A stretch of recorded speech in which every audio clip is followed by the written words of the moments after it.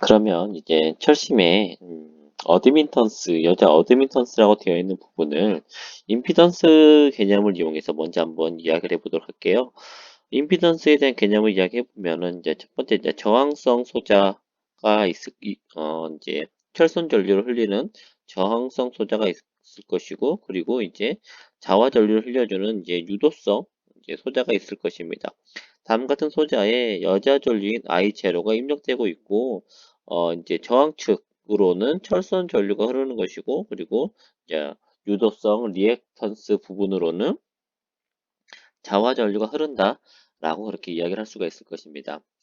음, 리액턴스 성분을 해서 그러면 전체 임피던스를 한번 계산해 보자 이겁니다. 전체 임피던스를 계산했었을 때 이 부분이 지금 이제 병렬 연결이기 때문에 병렬 연결일 경우에는 이 분수적 역수로 계산을 하게 되죠. 그래서 R분의 1 플러스 JX분의 1 저항성분의 역수의 역수와 리액턴스의 역수의 그런 합은 전체적인 임피던스의 합과 같다라는 그런 병렬 임피던스 구하는 식으로 다음과 같이 계산할 수가 있는 것입니다. 그러면 이것을 역수적인 표현으로 이야기를 해보면 저항의 역수는 우리가 뭐라고 이야기했죠? 저항의 역수는 아까 어드민턴스다라고 이렇게 이야기를 했었죠. 어드민턴스가 되는 것이고 저항의 역수는 뭐가 될까요? 저항의 역수는 컨덕턴스가 되는 것이고요. 그리고 리액턴스의 역수는 바로 뭐가 되냐면 이제 이 부분은 다시 좀 정리가 필요한데 분모에 허수가 있으면 안 되겠죠. 분모에 있는 허수를 이제 위로 올려주는 작업을 해주게 되면 결과적으로 이 식은 임피던스 분의 1 플러스 임피던스는 저항분의 1 플러스 마이너스죠. 마이너스 리액턴스 분의 1의 허수 부분이다 라고 이렇게 나타낼 수가 있는 것입니다. 그래서 컨덕턴스 플러스 J 마이너스 X분의 1의 개념으로 나타날 수가 있게 되는 것이고, 여기에서 이제 어드미턴스의 실수 부분은 컨덕턴스라고 이야기를 하게 되는 것이고, 이 허수 부분은 이제 이 리액턴스의 역수인 서셉턴스로서 나타나게 됩니다. 서셉턴스로 이렇게 나타나게 되어서 결과적으로 이제 어드미턴스의 컨덕턴스 부분 그리고 서셉턴스 부분은 두 가지 성분으로 나눌 수 있다. 그래서 컨덕턴스 성분은 저항의 역수에 대한 성분을 가지고 있고, 그리고 이제 서셉턴스 부분은 리액턴스의 역수의 성분을 가지고 있다라는 것을 여러분들이 알고 계시면 되겠습니다. 그래서 이제 여자 어드민턴스를 보면 이제 컨덕턴스 플러스 서셉턴스의 합으로 되어 있고, 그래서 그 크기는 피타고라스의 정리에 의해서 다음과 같이 계산할 수가 있겠죠. 그리고 이제 우리가 임피던스라고 했었을 때 임피던스로 계산하게 되면 임피던스는 이제 가해지는 전체를 어드미턴스가 아니라 임피던스라고 본다면 V1은 여자 전류 곱하기 임피던스가 될 것입니다. 임피던스가 될 것이고, 그리고 여기에서 임피던스를 이항시켜 주게 된다면 임피던스 이항시키고 전압을 이렇게 위치를 교환시키면 여자 임피던스 분의 1은 전압분의 여자 전류다라는 식을 얻게 되고, 이 임피던스의 역수는 어드미턴스가 되는 것이죠. 그래서 어드미턴스를 다음과 같이 여자 전류를 제가 이제 그런 뒤에 나올 이야기인데 이제 그 개방 시험을 해주게 되면 여자 전류를 측정할 수 있다. 그리고 입력되는 전압도 측정할 수 있기 때문에 이를 통해서 여자 어드미턴스의 값을 우리가 계산을 할 수 있게 되는 것입니다. 그 다음으로 이제 변압기의 이제 등식에 대해서 보겠는데요. 이제 등식은 다시 이야기해 보자면 등가 회로이다 라고 여러분들이 생각하시면 되겠습니다. 등가 회로이다. 등가 회로다라는 것은 어떤 이야기냐면은 우리가 보통 이제 이렇게 제가 변압기를 그렸을 때 이제 철심과 이제 권선을 나타내는 것은 이제 기계적인 형태잖아요.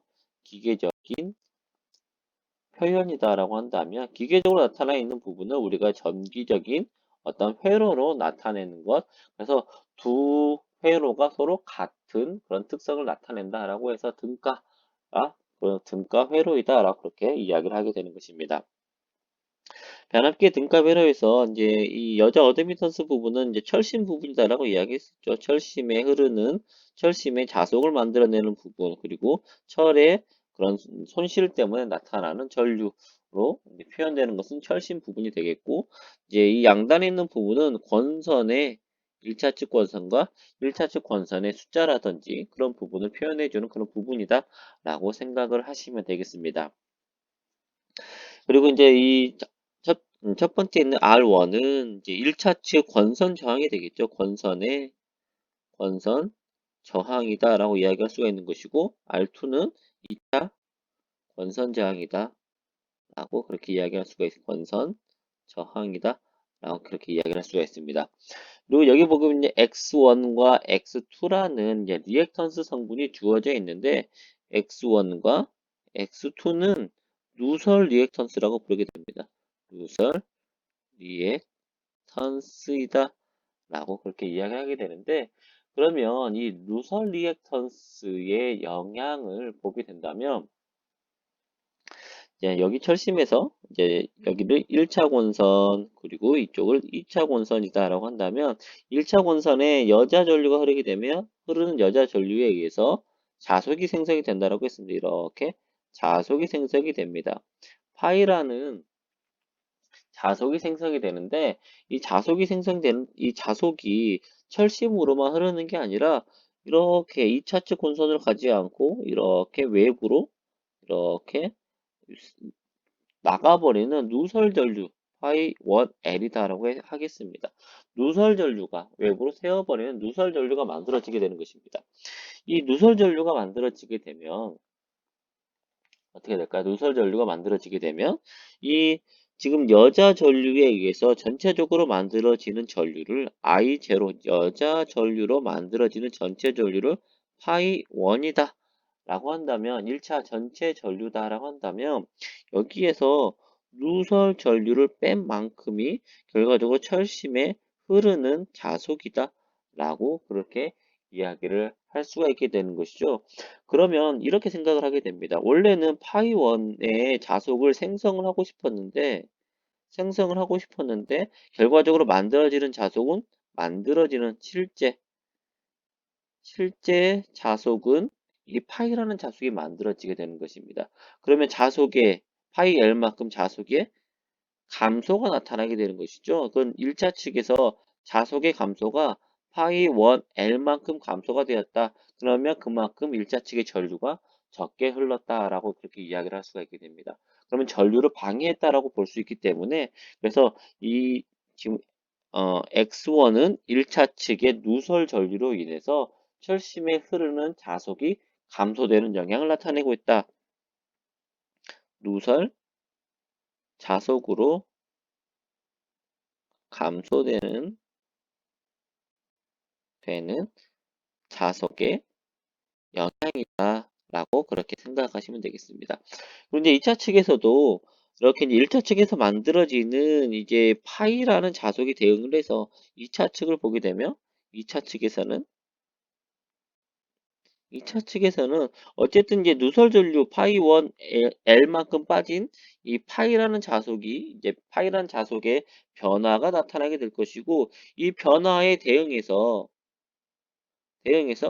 파이2라는 자속을 생성을 하게 되는데 마찬가지로 파이2라는 자속을 파이2는 원래 파이만큼 생성하려고 했어요.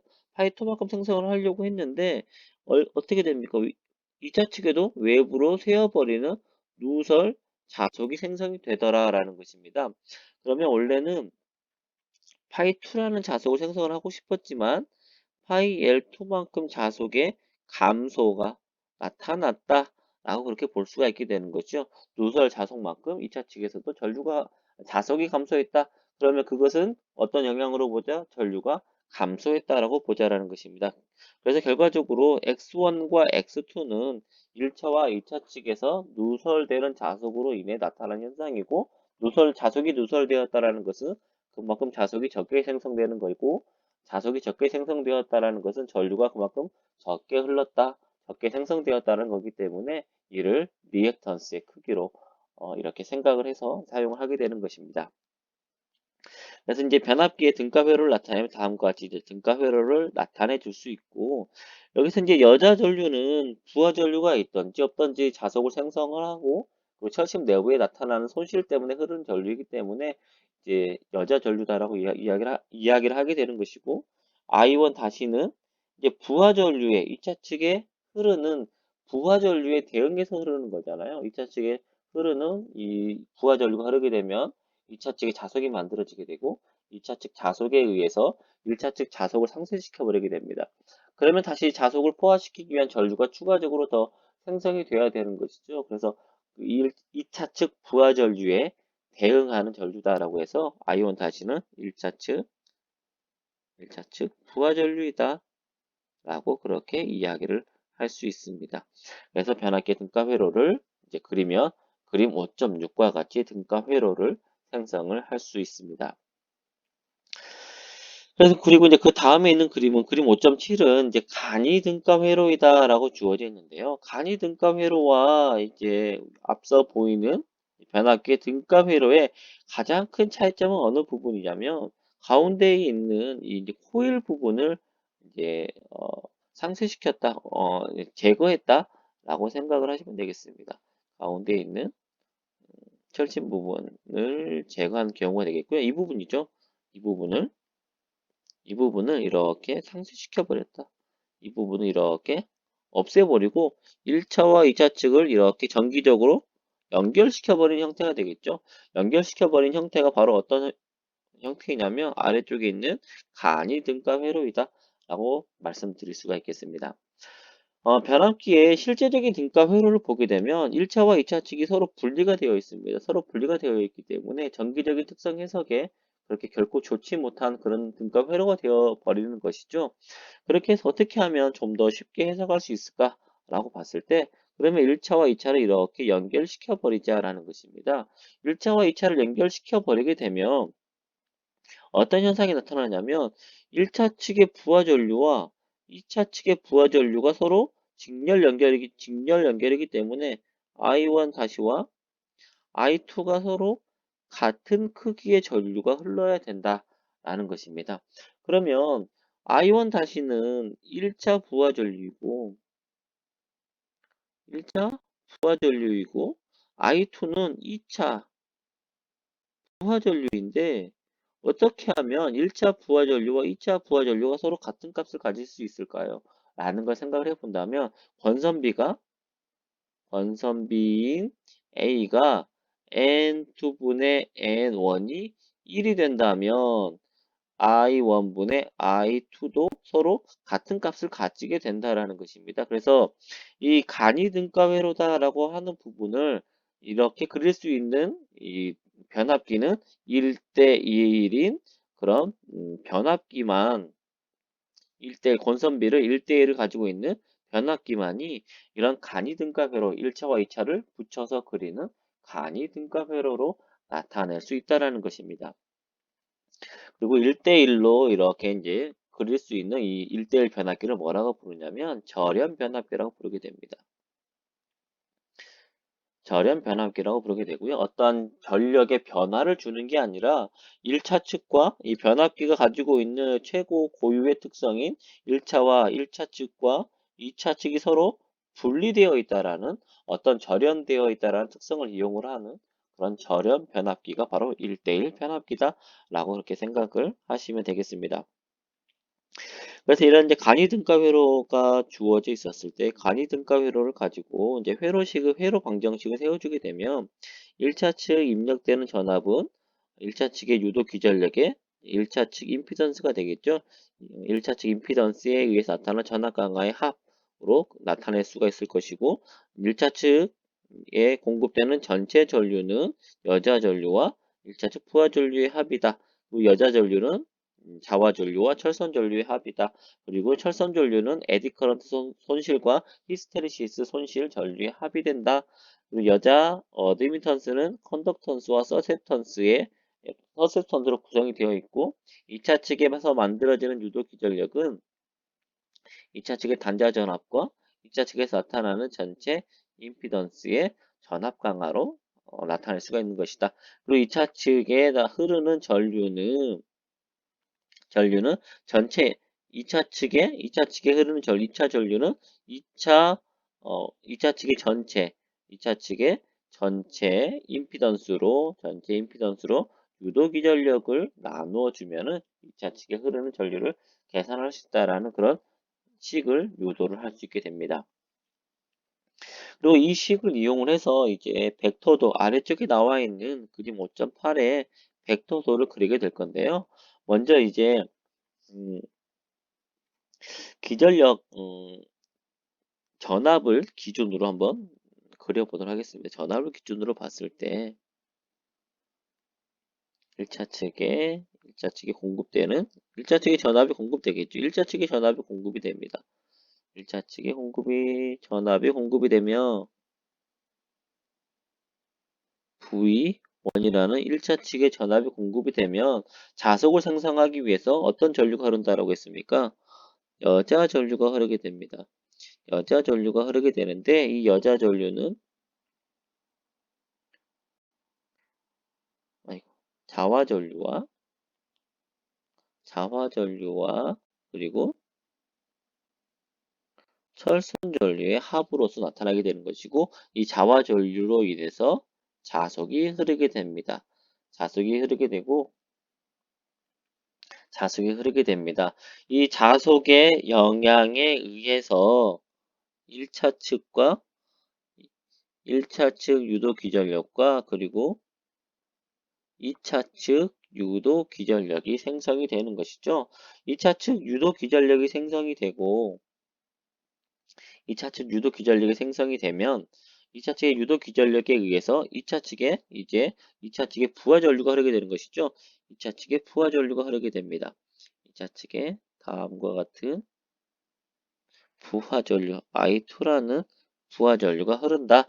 2차 측에 부하 전류가 흘렀을 때 2차 측에 단자 전압이 V가 나타나게 되고 단자 전압 V2가 나타나게 되고 2차 측의 단자 전압이 V2와 그리고 2차 측에서 나타나는 저항 강화 그리고 리액턴스 강화를 더해주게 되면 2차 측 유도 기전력이 된다라는 그런 형태로 얻을 수가 있게 됩니다. 그리고 이 대각선의 길이는 2차 측에서 나타나는 임피던스, 2차 측 임피던스에 의한 전압 강화의 형태가 되는 것이죠.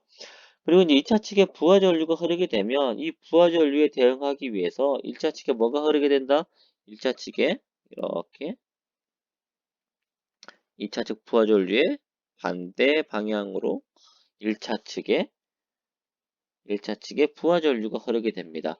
그리고 이 여자 전류도 1차 측이 공급하는 전류, 그리고 I1-도 1차 측에서 공급되는 부하 전류이기 때문에 1차 측에서 공급되는 전체 전류는 벡터 합에 의한 값이 되겠죠. 그래서 이 전류가 1차 측에서 흐르는 전체 전류의 크기가 된다라는 것입니다.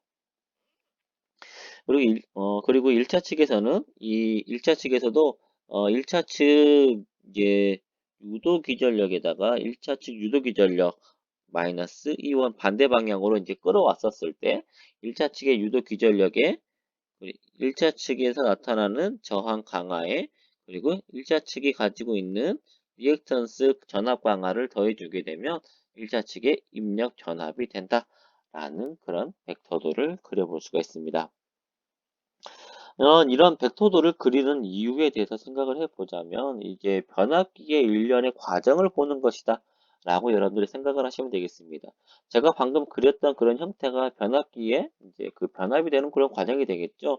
그래서 다시 한번 말씀을 드려보자면 전압을 인가하게 되면 이 전압에 의해서 여자 전류가 흐르게 된다. 그리고 이 여자 전류는 자화 전류와 철손 전류로 나뉘어서 흐르게 되고 이 자화 전류에 의해서 이제 자속이 생성이 되는 것입니다. 그리고 이 자속에 의해서 1차 측 유도기전력, 2차 측 유도기전력이 만들어지게 되는 것이고 2차 측 유도기전력에 2차 측의 부하가 연결되어 있다면 2차 측에 부하 전류가 흐르게 됩니다. 2차 측에 부하 전류가 흐르게 되면 이에 대응해서 1차 측에 부하 전류가 이제 생성이 된다라는 것이 이제 변압기 일련의 과정이고 어떤 이제 그 전압강과의 합으로 표현하는 것은 전압 방정식을 표현해 주는 부분이다. 라고 그렇게 여러분들이 생각을 하시면 되겠습니다. 그럼 여기에서 이제 간이 등가 회로를 1대1 변압기만 사용할 수 있다라고 이제 제가 말씀을 드렸는데, 이제 이러한 간이 등가 회로로 해석을 해보니까 너무 해석하기가 편하고 좋은 것입니다. 그래서 이것을 어디에 적용할 것이냐면, 1대1이 아닌 변압기에도 적용을 해보자라는 것이죠. 1대1이 아닌 변압기에도 적용하려고 보니까, 원래 1차 측과 2차 측의 전압이 서로 다르게 나타나는 거잖아요. 무엇 때문에 그렇게 나타나냐면, 권선의 비율 때문에 그렇게 나타나게 되는 것입니다. 그래서 이제 그 변압계 등가 회로를 보게 된다면 원래는 지금 그림 5.9는 1대1이 아닌 경우가 되겠습니다. 아닌 경우에 이제 원래 벡터도를 이렇게 원래적으로 그렸던 벡터도를 갖다가 벡터도를 이게 뭐 n1 대 n2의 권선비를 가졌던 변압기를 이렇게 간이 등가 회로로 변환시키는 그런 과정을 나타내는 것이다 라고 생각을 하시면 되겠습니다. 그럼 엄밀히 따지면 V1의 전압이 있고 이쪽에 이제 V2라는 전압이 나오게 되는데, 원래는 V1과 V2의 전압이 서로 같지 않잖아요. 같지 않은데, 그러면 계산하는 과정을 보게 되면 권선비 N2분의 N1은 권선비인 L을 가지게 되고, 이는 뭐와 같더라? 전압의 비율과 같더라라는 것입니다. 전압의 비율, V2분의 V1의 비율, 그리고 2차 측 유도기전력분의 1차 측 유도기전력, 그리고 1차 측 전류분의 2차 측 전류의 비율로서 나타나게 되는 것입니다. 1차와 2차 측을 이렇게 정기적으로 연결시켜 버리게 되면 1차 측 부하 전류와 2차 측 부하 전류가 서로 같은 값을 가져야 되는 것이죠. 1차 측의 부하 전류와 I1-와 뭐가 같아야 되냐면 2차 측 부하 전류가 서로 같은 값을 가져야 됩니다. 그러기 위해서는 어떤 현상이 필요하다? 권선비가 1이 되는 그런 현상이 필요하다라는 것입니다. 이를 다시 이야기를 해보자면, 다시 보면 I2의 전류가 I1의 전류와 같은 값을 가져야 되고, I1 다시의 전류 값을 계산해 보게 되면 I1 다시는 I2는 I1 다시의 전류는 권선비를 이용해 보자면 A는 I1 다시분의 I2를 이용해 보게 되면 I1 다시는 A분의 1 I2. 그래서 2차 측의 전류에 권선비의 역수를 곱해줬을 때 I1 다시의 전류가 된다는 것이죠. 그래서 2차 측의 전류 I2 다시 변환된 이 전류 1대1로 만들기 위해서 1대1이 아닌데 1대1로 만들기 위해서 변환된 2차 측의 값은 원래 자기 값에 권선비를 곱해줘야 된다. 권선비를 곱해주면 2차 측의 값을 1차 측으로 환산해서 1대1로 만들어주는 그런 값으로 변환시킬 수 있다. 라는 식이 만들어지게 됩니다. 근데 여기에 지금 마이너스가 붙은 이유는 어떤 거냐면, 어, 1차 측에서 만들어지는 자속을 2차 측에서 그 상쇄하는 반대 방향으로 자속을 만들어지게 됩니다.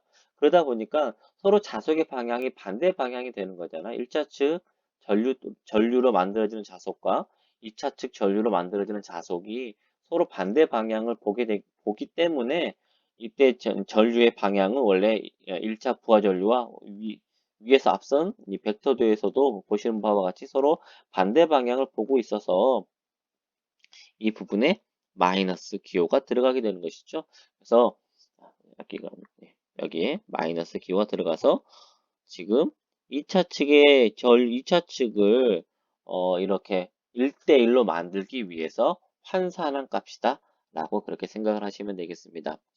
같은 방법으로 이제 전압에 대해서도 한번 보도록 하겠습니다. 전압에 대해서 그러면 2차 측에 이제 환산한 값 2차 측이 전압이 V2가 아니라 이제 V2 다시랑 어떤 값으로 바뀌어야 됩니다. 2차 측의 값을 환산해야지만 이렇게 1대1 변압기로 이제 우리가 변화를 시킬 수가 있게 되는 것이죠.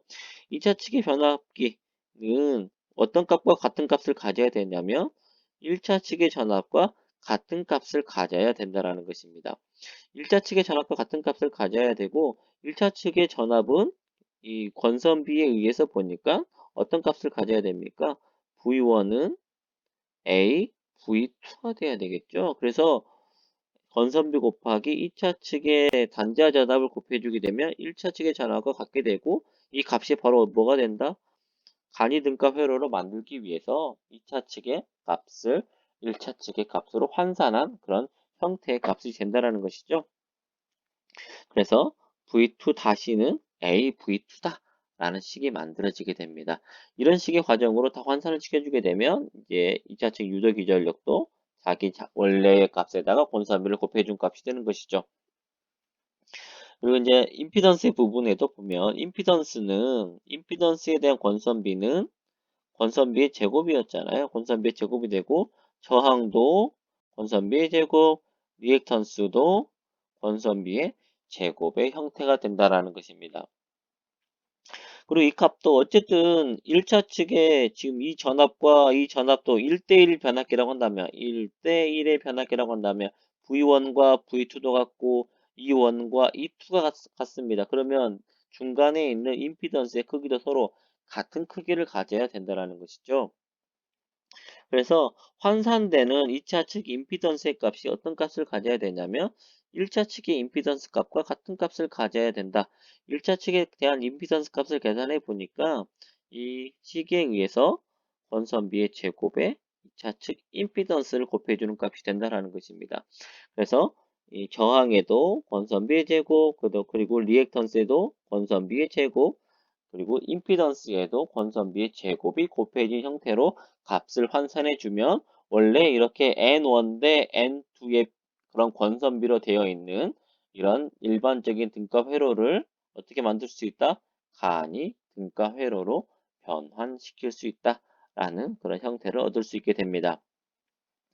그래서 이 등가 회로는 어떤 것이냐면 1차 측에 대한 값은 그대로 두고